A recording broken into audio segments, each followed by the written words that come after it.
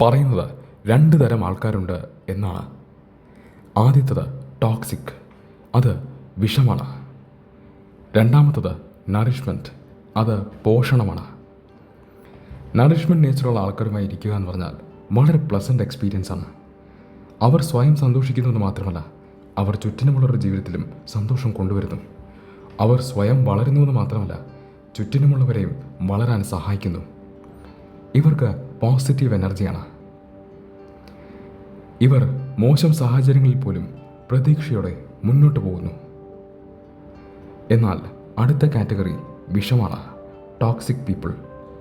Toxic ആയിട്ടുള്ള ആൾക്കാർ സ്വയം സന്തോഷിച്ചാലും ഇല്ലെങ്കിലും മറ്റുള്ളവരുടെ ജീവിതം നരകമാക്കി മാറ്റുന്നു.